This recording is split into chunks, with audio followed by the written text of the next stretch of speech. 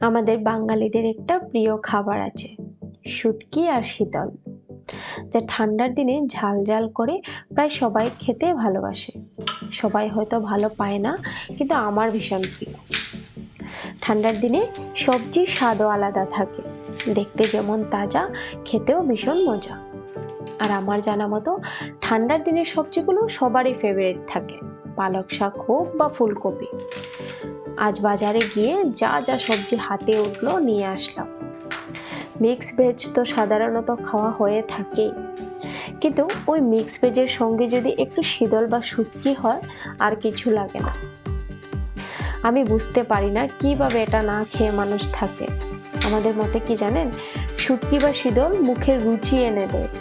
তাই আমিও আজ মুখের রুচি আনতে সব সবজি দিয়ে শীতল বানাবো, তাও তেল ছাড়া। একদম সহজ বানানো। সবজিগুলো ভালো করে প্রথমে কেটে নেব। কাটার মধ্যেও তৃপ্তি আছে। সব একই সাইজের ছোট ছোট করে কেটে রাখলাম। তারপর ভালো করে ধুয়ে নেব।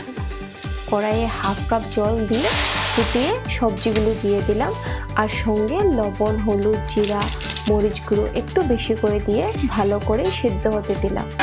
আর এই ফাঁকে আমি হাতে কয়েকটা শীতল দিয়ে ভালো করে ধুয়ে রাখলাম, আরও রসুনের খোসা ছাড়িয়ে কুটে নিলাম। সবজি সিদ্ধ হওয়ার পর দিয়ে দিলাম শীতল আর অল্প গরম জল। 5 মিনিট পর রসুন কুটাগুলো দিয়ে বাস 2 মিনিট রাখলেই হয়ে যাবে।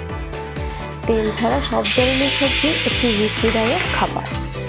ঘরে একবার হলেও বানিয়ে খেয়ে দেখবেন, সত্যি মুখে আসল রুচিটা আসবে।